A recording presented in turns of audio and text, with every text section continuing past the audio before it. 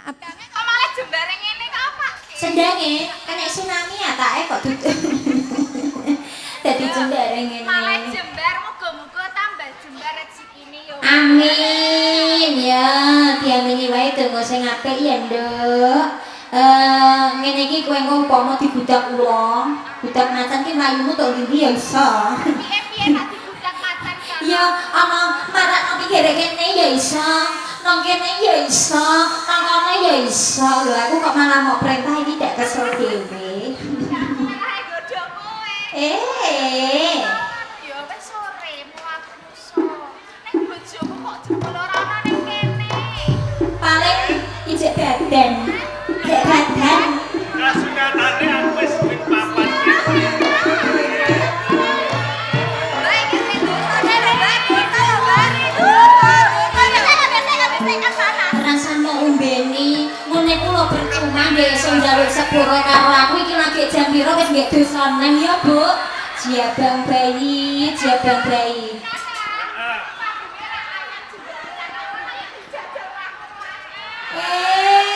Tetai wong loro padha kakekane. Sing sepi. Dimulai. Lala Pak iki lho, Pak Am. Kowe TAP senenganem TAP dolanan wedok neh. Lho anak niku lho jemenjil nang mburi kono kok iso. Loh, aku kuwi durung duweni turun. Ora duweni turun. Ngomong aku duwe anak. Sumpah kowe anak telu sing loro Joko sing siji wis TK. Wus, Kok iso sampe ora ngakoni iki lho ya. kuwi ya ning isor. Ya. Ning dhuwur. Aku durung duweni anak. Oh ngono ya kan. Ya. Yen ngono iki nak bojomu wis nang kene ya, Nduk. Aku tak bali. Aku iki ape ndados ape ndang badan. Sing hati-hati ya, Nduk. Dek, aku bali nyambut gawe. Tak jujuk ana ngomah. Kowe ora ana ning omah, malah kaporo kowe ana ing sendang. Lah tenan iki mu aku ya arep sumusul karo Lek Arum. Miras pantes adus, dimen resik wangi katon ayu.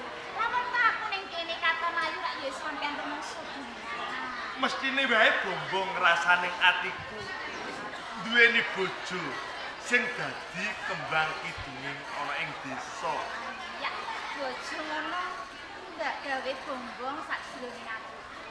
Nanging rumangsa waslan sumelang. Kok wis dadak? Saben dinane aku ora mapan ana omah. Mengko yen to kowe seneng karo wong lanang liya, rak cilaka uripku. Ayo ora. Tresnaku ki mung iki kanggo sampeyan kok kakang ranti. Mula sampeyan kuwi ora usah dadak kuwatir. Kan yen to ning jagat iki oke wong lanang sing paribasane bagus sing ngukuli karo sampeyan. Tresnaku ora bakal ngekiyo-kiyo meneng. Wong mriki tetep sampeyan terangi sing banget tak tresna. Urip nganti tuwa bebarengan lawan aku sih. Wong pati sing bisa misah aku lawan kowe. Soale Gusti tak jabat. Aku bakal budidaya. Sekirane anggonku bebrayan lawan kowe, agi-agi duweni turun. Kowe yo kayo. Endane lamun kelakuan sampeyan anggone bebrayan wis pinangan siji. Tak kira jangkep karo musuh. Karena Sakwise aku papan ana ing kene sih. Rumangsa kelingan. kelingan bab apa? Nalika sepisanan aku tembung tresna lawan kowe, sawangen wiwitan kang pinangka dadi seksi. Dadi seksi.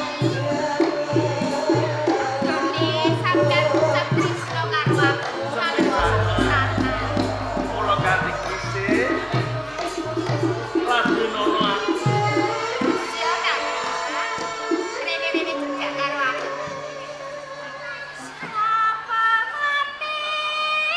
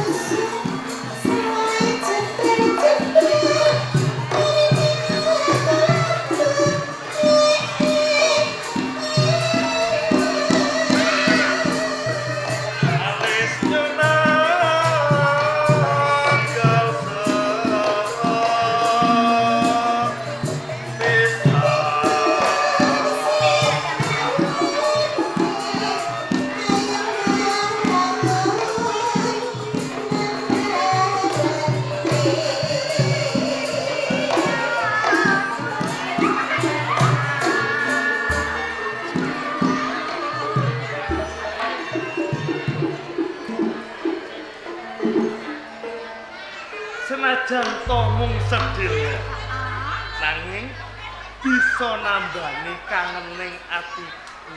Syukur yen pancen kaya ngono nanging Kakang. Kepiye Mas? Sune kono wigati sing arep kok blakake kalawan aku. Jane ono apa? Mentas wae pun Kakang. Diutus kelawan Kanjeng Adipati Kembangjaya kang supaya aku mapan ana ing desa Ngadisari. Lah arep apa? Bali lan orane rambut pintung kuwi kudu saka tanganku. Mula kanthi marke sing gedhe pangapurane lamun to aku ora bisa mbacut anggon kula lagi kelawan kowe mergo iki ana kewajiban sing kudu tak rampungke. Malah jane yo isih kangen aku Kakang. Saya kepengin cedhak kalawan sampeyan. Ning pancen iki kewajiban. Ya wis aku nglilani.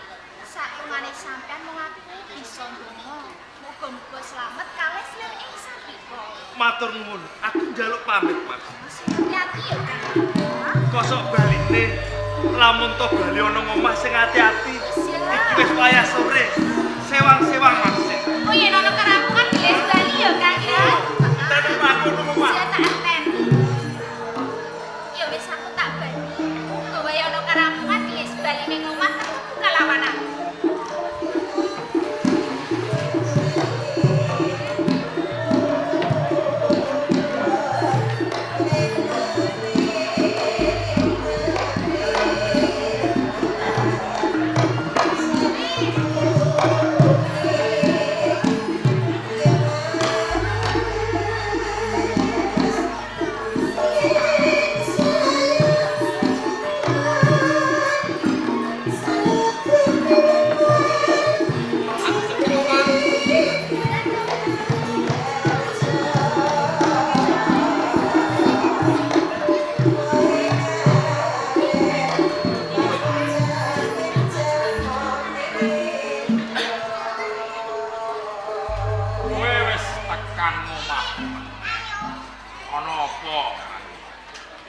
Sing gedhe pangapurane Kang yen pancen aku teko ana ing omahmu iki ora mene cetolo kelawan kowe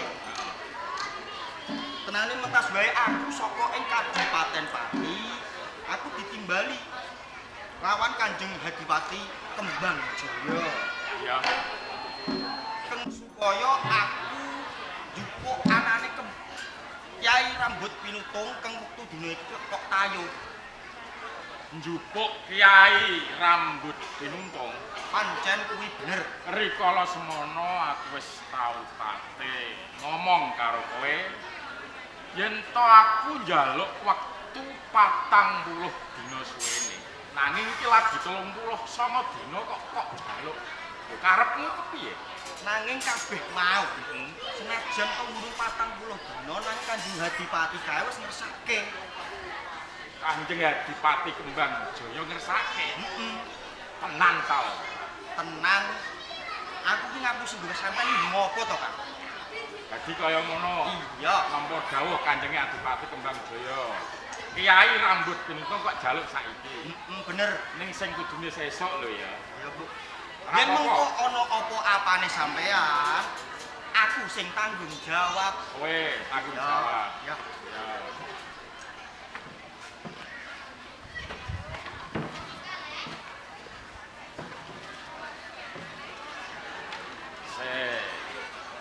Lah opahku ngendi? Nayo pusaka 39 dina suwene. Yen sampeyan ing rembug perkara opah kuwi gampang. Mengko yen Kyai Rambut Pinuntung wis tak sowanke ana ing Kadipaten Pati, aku nampa kekocah mengko sampeyan tak ciprati.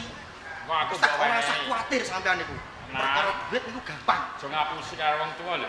Aku ora bakal wani nek ngapusi karo sampeyan. No, ya awanan. Mula kanthi kuwi selak dadi pangantu-ngantune Kanjeng Adipati, aku tak njaluk pamit menuju ing hati-hati.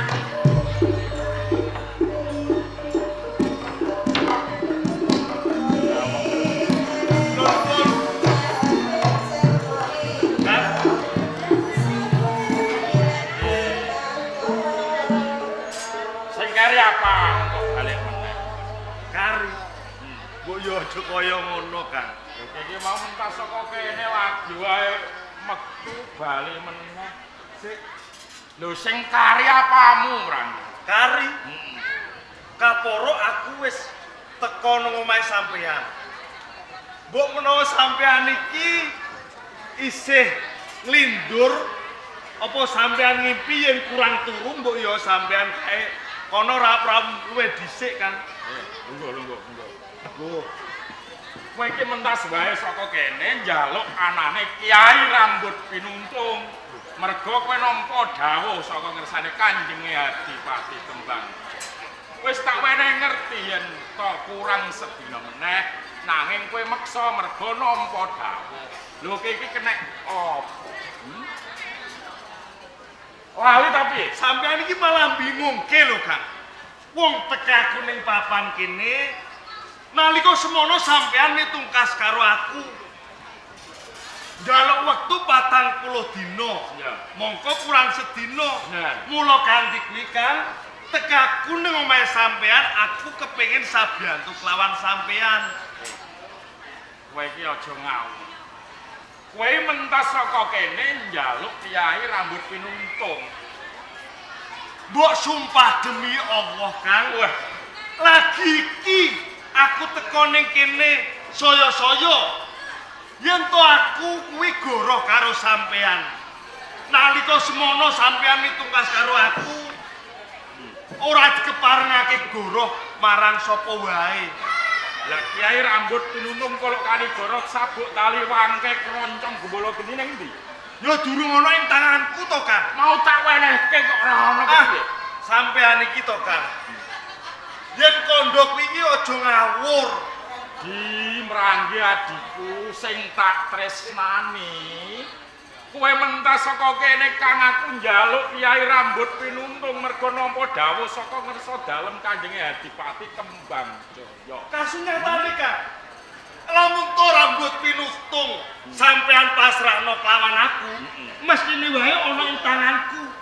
Nanging kasunyatane apa? Sampean bisa nyawang dhewe, aku ora nggawa apa-apa, Kang. Kowe ora usah mbebidung karo aku.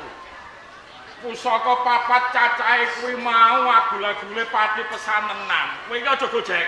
Saya meneh, Kang, sedelok meneh. Kanjeng Adipati Kembang Jaya bakal teko nang omahe sampean. Mula kanthi kuwi, Kang, ayo bebarengan kelawan aku. Nyuwano anane Rambut Pinuntung. Ranggi, aku ki wong tuwa lho. Aku iki kadangmu werda ya wong atuwamu. Sing gula wentah kowe wiwit timur nganti dewasa iki aku. Kowe ora usah mbebidung karo aku, Ranggi. Aku percaya. Sakwise aku ora duweni wong tuwa, sampean pinangka gantine. Nanging yen to aku ngerti kedadian sing kaya ngene, aku bisa ndudut garise paukur. Sampean anggone tresna kelawan sedulure kuwi ra tulus. Dupe aku dipercaya Kanjeng Adipati Kembang Jaya. Sampean meri lan meri. Ing ujug sampean kepengin duweni Rambut Pinuntung. Mongko sok sapa wae sing kadunungan Rambut Pinuntung ing bisuke bisa jumeneng adipati ana ing Kadipaten Pati. Yen kaya ngono sampean menungso sing serakah kepengin jumeneng adipati ana ing Kadipaten Pati. Yo mawas to, Kang. Kladuk anggonmu wicara. Rambut Pinuntung lan pusaka papat kuwi mau wis kok jaluk nanging kowe malah ndakwa aku kepengin handar beni utawa duweni Kiai Rambut Pinuntung. Pranggi, kowe iki bocah sing ora tata. Kowe tekan ana ing omahku kowe njaluk tulung karo aku nanging pepuntane apa? Pranggi, nak kowe isih ngaku sedulurku. Kowe aja ngono, Pranggi. Kualik. Kabeh tembunge sampean kuwi kualik. Nyatane gedhe rasa tresnaku kelawan sampean. Sak temah Rambut Pinuntung tak ulungno ana ing sampean. Nanging kasunyatane apa? Piwales sampean apa karo dulurno? Piye? Piwales sampean apa?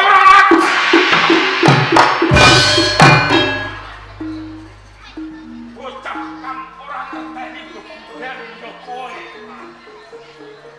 Tak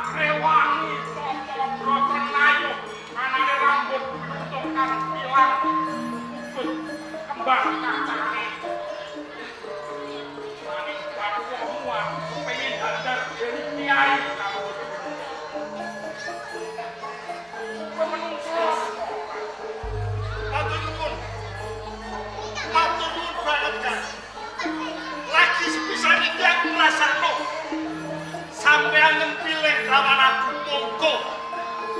Wiwit cilik. Lamun to aku nangis sampean sing neneng-neneng. Aku berangkat bisa ngadep sampean sing nuntun. Nanging dina iki kan ora tumrape ana adi lan kakang mergo apa?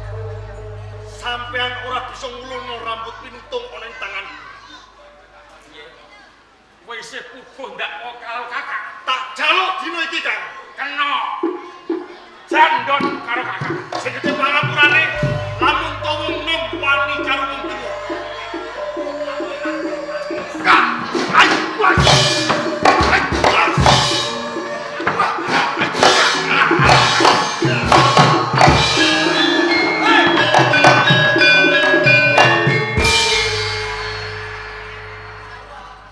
Kaya bocah cilik wae.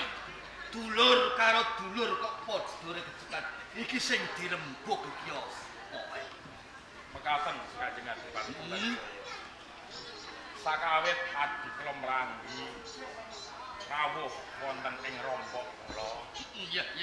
Nayohaken Kyai rambut pinuntun ingkang rikala semanten ugut kembang kacang. Pancen sing utusan ki Panjenengan sampun 3 dosa 9 piyambakipun teka wonten ing rompok kula nyuwun ananipun rambut pinuntun nanging kula sampun semaya 40 dina piyambakipun meksa menawi rambut pinuntun pun kersakaken Kanjeng Adipati kembang. Apa kaya ngono, Pran? Goro. Estu goro kan. Ora kepiye sing mbok karepake? Aturipun kakang kula menika. Awit menapa? Menawi rambut pinutung sampun dipun pasrahaken dhumateng kula. Tartamtu wonten ing tangan kula. Monggo dipun pirsani. Wedal menika rambut pinutung mboten wonten ing tangan Nanging Pranggi ateges wis singklan saka tanggung jawab dalaran apa? Nalika semana panjenenganku wis paring dawuh marang kowe apa? Aja nganti war saka tanganmu. Kalamun ora panjenenganku pribadi nyuwun. kula tasih kemutan nalika pangandika panjenengan kados ngaten. Malah kapara ingkang nayuh pusaka rambut pinutung boten wonten sanes namung kakang Kri. Ya. Upama dirembug perkara iki lan rambunge, mula kanthi kuwi ketemu lan orane tak pasrahke kowe sakarone.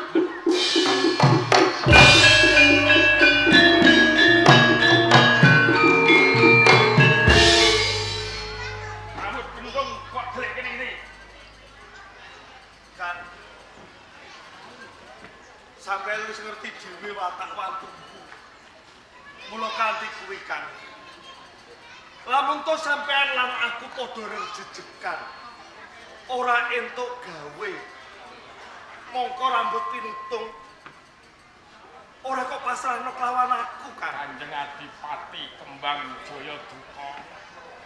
Ilange Kyai rambut pinutung kowe lan aku kang ditutuh yen to nganti Kyai rambut pinutung ora bali ana ing pati pesantenan tertamtu kowe lan aku bakal nampa pidana gantung ning alam. Yen kaya ngono Kakang Dabri nyawiji kelawan aku goleki sapa sejatine sing boyong kelawan rambut pinutung. Mumpung durung adoh pawongan kae bojongen. Ayo Kang.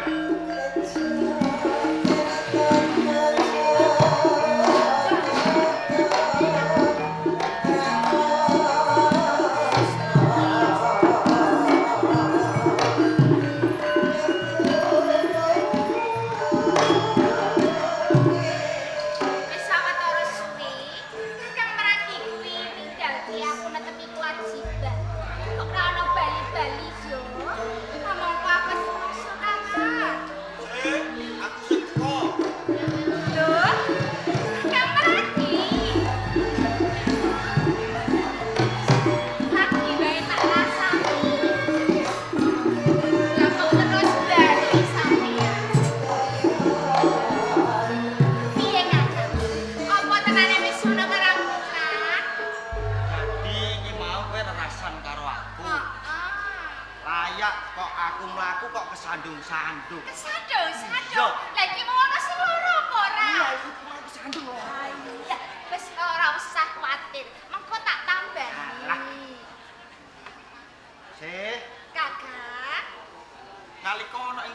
sendang.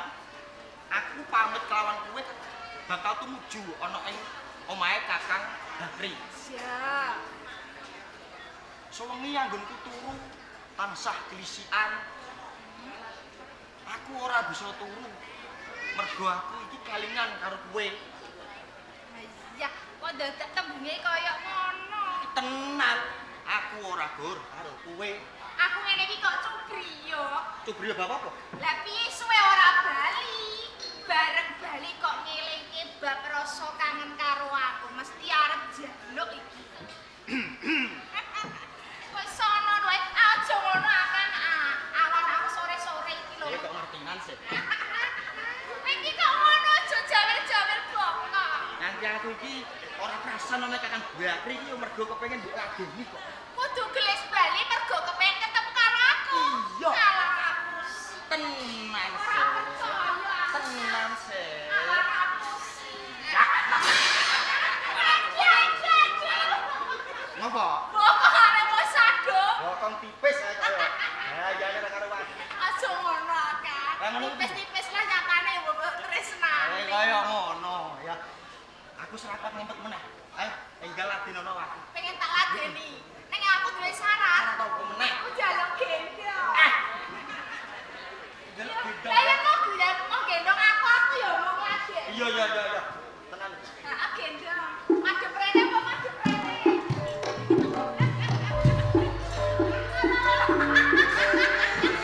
Ayo kan, tak ladeni.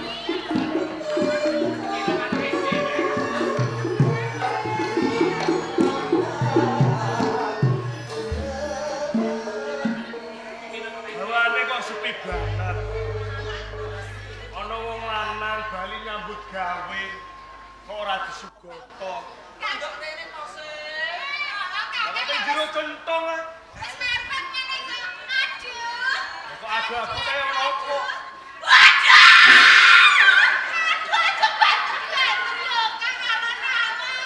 Walah, ana suarane wong lanang.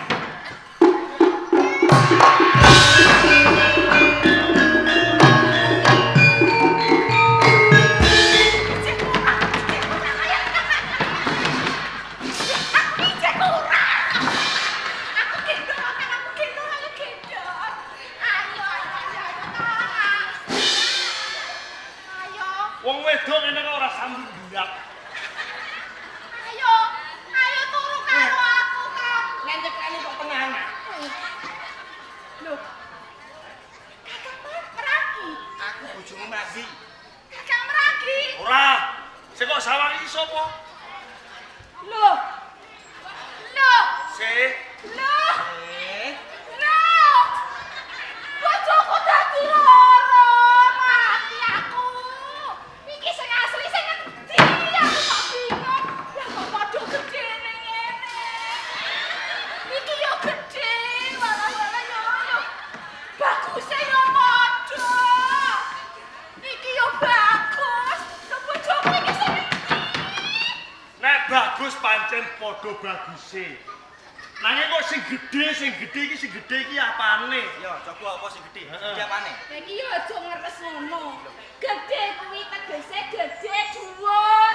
Iki yo gedhe dhuwur. Gedhe tuwa. Kok ngeres ngono. Iki piye yo? Ning tenang sabar. Sih. Bojomu kuwi aku. Bojomu iki aku.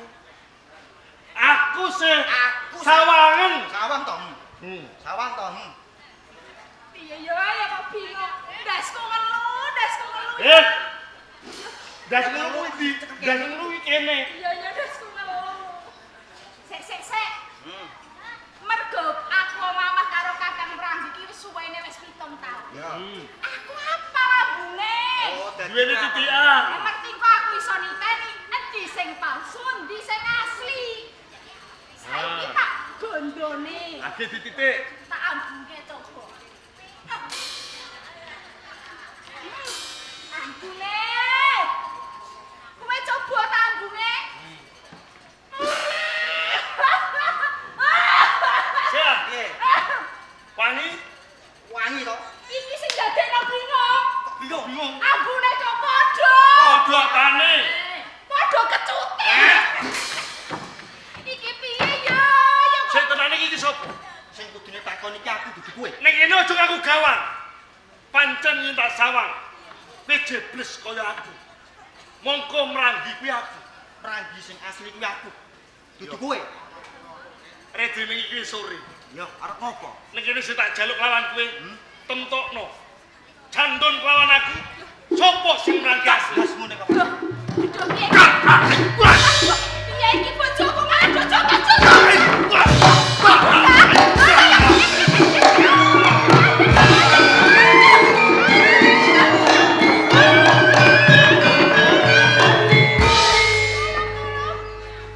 Tolong kakak. Kowe kok bengak-bengok. Aku bingung kakak. Aku bingung. Dodok. Aku bingung kakak. Aku bingung. Ngadeg wae. Aku bingung kakak. Perkara Bojoku dadi lara. bojomu dadi lara. Oh, coba santai. Adine sampean Sapa? Pranggi. Ayo kakak. Tidak meranggi ya, Kak. Lah adikku kok dadi lara? Lah iso mulo kuwi ndi sing asli kan aku kok bingung. Lah kok iki bojone titikane kok ayo ngerti to? Wis tak titik yo Kang. Gedene yo padha gedhe. Heeh. Aku nek eleke yo padha kecute. Gandane ya padha, Padha. gedene ya Oh, padha. iki piye yo Kang? Sarana di mana aku iki iso bedake, iso nemokke bojoku sing asli. Bingung. Mestine wae sampean ora samar karo aku, Kang. Sampean uga ora samar karo aku. Aku Kak. sedulurmu nom lho, Kang. Pranggi. Iki teliti. Iki yo mranggi. Lah aku yo bingung dhewe. Ayo Oh, bojoku. sampean yo aja bingung. Lah padha. Bojoku sing kuwi. Aduh, iki piye kok manulungi kabeh. Bojoku sing ndi, Kang? Ngene. Aku yo ngerti titikane adikku sing asli empu mranggi iki kaya ngapa ngerti? Perumagi. Empu mranggi ya ngerti. Yakin dumuk sing ndi bojoku. Ngene. Empu mranggi iki biasane lah ngono. Heeh. Kuat nadai pusakaku sing aran Akik Kelabang Geni. Nampani. Akik Kelabang Geni. Piye ngono gelis ya Kang, ayo gelis. Kelakon mati kowe. Kowe sing lakon mati. Aku yo sago, Kang. Nampani Mergo aku sing asli. Mumpung durung Aku kebantu. asli. Kaya sago. Mekene wae kowe sing mati. Sago. Yo. Kok sing gletak teges kuwi sing palsu. Sing gletak palsu. Oh ngono ya. Tambah ono, Kang. Akik Kelabang Geni. Ya.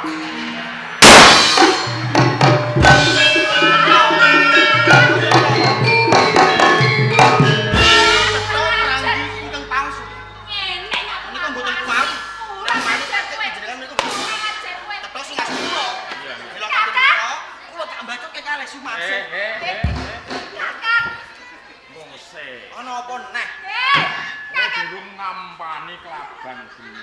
Kasih nyatane iki wis mati. Cetha Nang yo kudu ade. Iki bojoku. Wes wes. Tapi iki sing mati sing urip ya ben urip. Sing kono yo kudu nampani. Aja Wong Kang. sewu kan. Kok umpama aku iki go melu mati. Ndak mesake Marcel. Lho nek kowe mranggi asli kowe bakal kuwawa nampani. Oh, kaya Kowe ora bakal mati. Ya, bakal tak coba.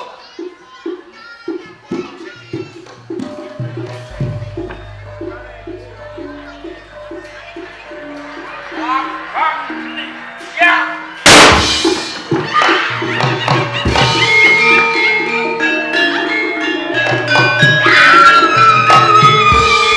Siap Bang Bayi. Kakang Sumaret. Jebol rupane ngene iku sih. Bang Bayi. Wareng tak rogo asu kete pirang-pirang. Oh, dadi sing ngeloni aku mau kok. Iya.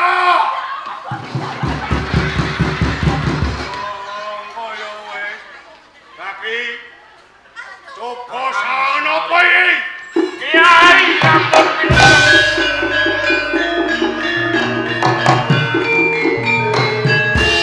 Ning kiai rambut pinutung wis tiba ning tanganku. Ya sawetara aku bal lunga saka kene Lho, Kiai Rambut Penuntung balik.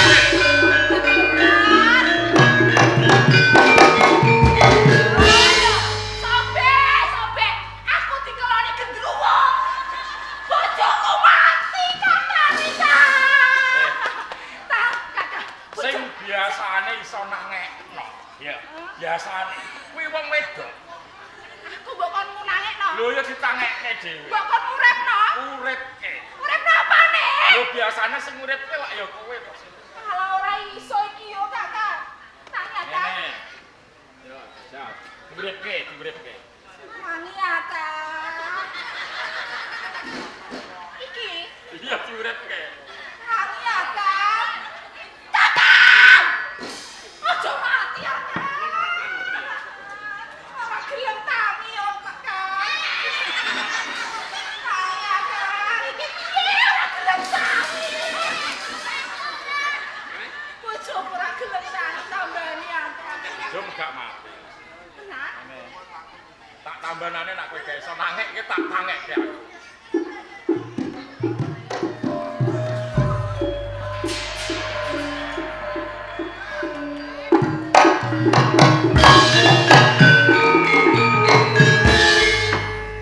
Kang, menungsane nang ngendi? Sing membo-membo jebris kaya aku. Ngene tak kandhani. Sopo, Kang? Lho, iki bojoku. Iki bojomu. Aku ora roh. Iki piye kok cucune ora mati. Ora suci. Ora suci piye? Wis ora suci. Alah, Wis diprawoso dening liyan. kita mosok sapa? Lah sing membo-membo kaya aku. Gendruwo mau. Heeh. Alah kok siti yo, Kak. Sing membo kowe mau Sumali. Sumali. Kakang Sumali kelaling.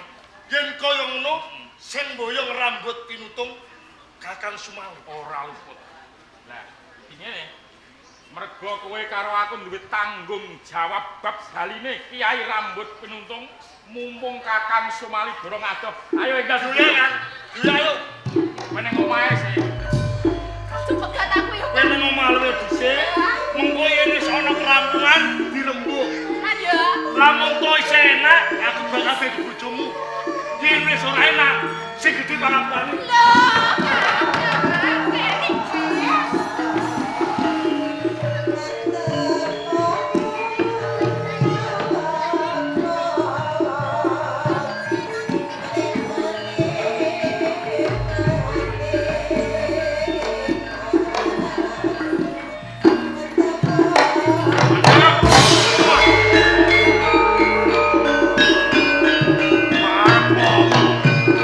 Wong loro iki arep ngopo? Ngene Kang Sumali. Piye Kri Bakri? Kiai Rambut Pinuntung kuwi dudu darbek. Ya terus Darbeke Kanjenge Adipati Kembangjaya. karepmu Nah, tak jaluk, tak sowanke ana ning pati. kok jaluk Arbut. ngono kena. Nanging ana pitukane. Banjur apa pitukane? Nah wis gemlundung sirahku ning kene. Nantang karo kita sebagane. Maju bareng gane atimu. Ya. Iki ora betul.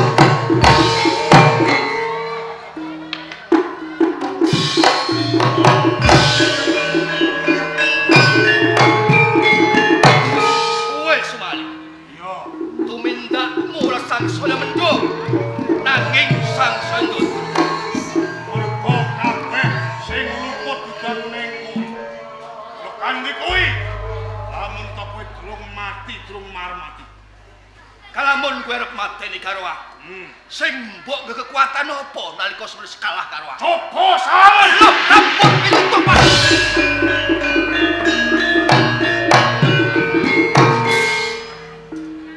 Awan iki aku dadi wong menangan iki kira-kira iso mati ta ora iki. Lah nek aku ora iso mati malah pegel metu terus ya kuwi. Ha, ora apa-apa. Ora apa-apa. Kembang Jaya wis minggat saka Kabupaten Pati. Saiki aku mlebu ning taman tak gonjang.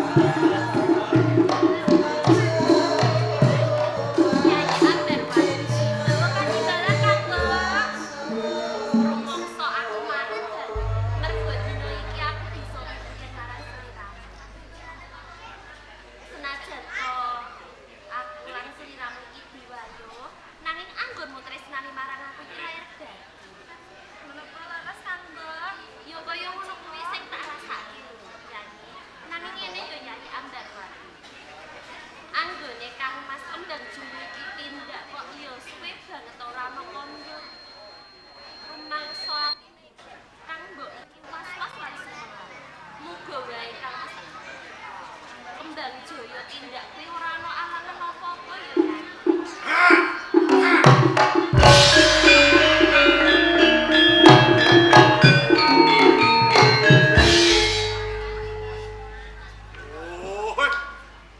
Sing siji pawakane rada gedhe dhuwur.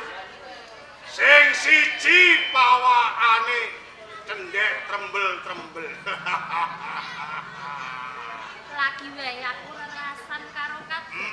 Perkara apa Ambarwati Ambarsari? Iki sampean lho, Kakang. Ngene ya.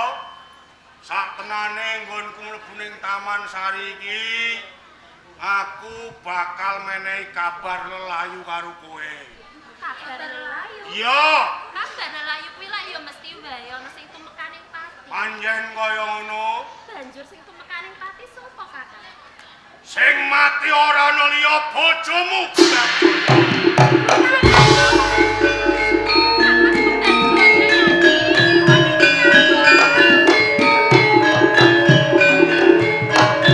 Mengko dhisik, Kakang. Kok nganti Kang Mas Kembang Jaya kuwi sedo?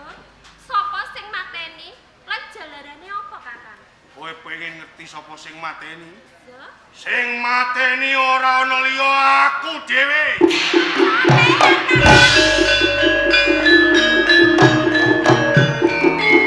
Apa sebabe nganti Kembang Jaya tak pateni mergo dheweke salah sawijining bupati sing mencela-mencele omongane.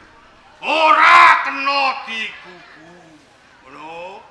Oh, wis bab perkara patine Kembang Jaya sing wis ya wis iki bakal ana gantine.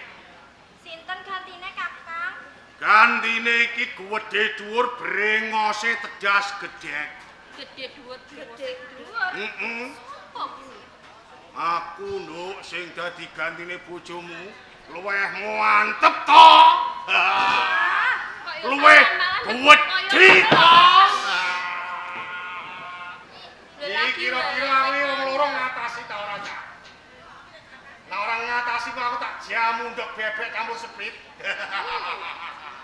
Oh, Lah kok ora isin kowe lho, Kakang lho, Kusumali. apa sebabe kok aku ora duwe isin? Mergo wiwit ponang jabang bayi, aku kulino mangan jangan bung. Dadi tuwa-tuwa rai gedhek ora duwe isin. Hah? Lah wong Kang Mas Kembang Jaya kuwi bagus kok ya malah aku arep mbok pek bojo. Kowe ora gelem mergo aku elek. So. Wis aja kuwatir kok namuk umbah karo Rinso mau enehi gula sithik kok ora terus dadi segi aja. Lah iya masane gombal. Gelem ta ora? Mak. Gelem ta ora? Ora gelem mergo.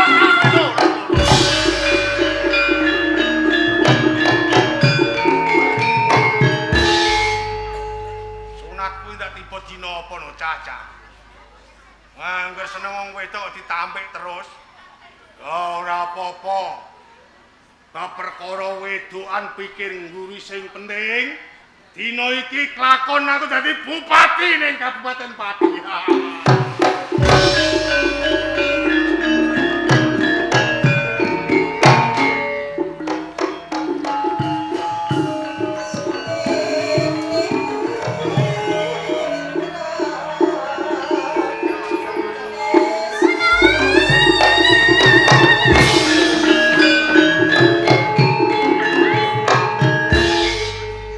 Sajake kok anjing lho kae.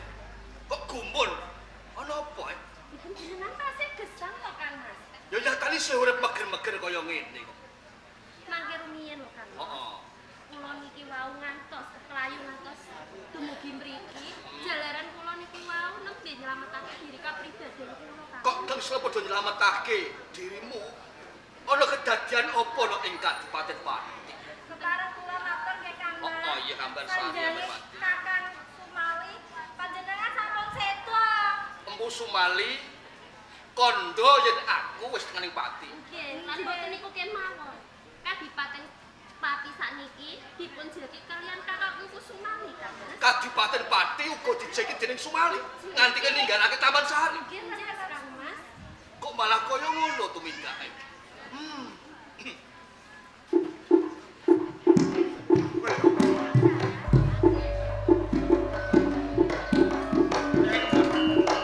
Kakang Pati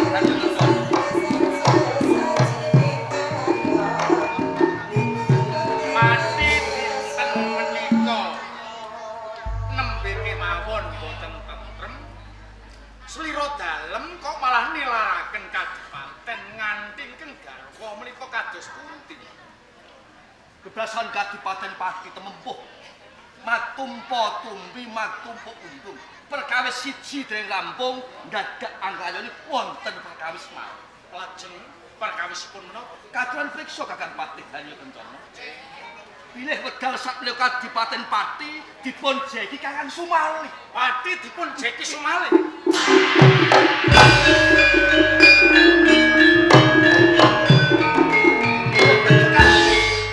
malah piyambakipun wantun gonjak dumateng Ambarsari Ambarwati garwa kula sak kemah keplayu kala wau. Terus Sumali sampun wantun ngenggawe Kadipaten Pati gonjak dhateng ingkang garwa. Ingkang kangge bondo kegiatan menapa? Sumali kok ngantos wantun ngenggawe Kadipaten Pati. Lah menika dados penggalian. Pedal sakmenika rambut pinutung. Kuluk kanigara sabuk taliwanian roncong gubul seni sampun nundut tanganipun Sumali. Lho, Mila kula nyuwun sarana.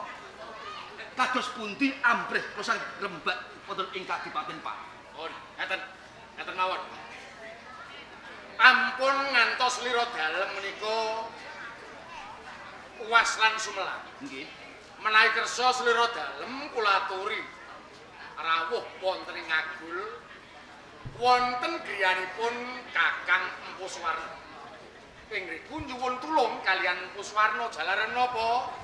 Wiwit taksih enom Suwarna kalian Sumali menika mboten nate akur ingkang saged ngalahake Sumali nggih namung Kakang Suwarna. Menika marginipun kula saged nggawe dampar mesodan wonten ing Pati. Terus sawetawis ingkang garwa kula jake wangsul wonten ing Bakan. Ambarwati Ambarsekar. Sakwentara dina iki Kang Sura bali nang bakaran. Marang Kang Masmu ya. Oh, kados Wong isih ana kewajiban sing rampungake.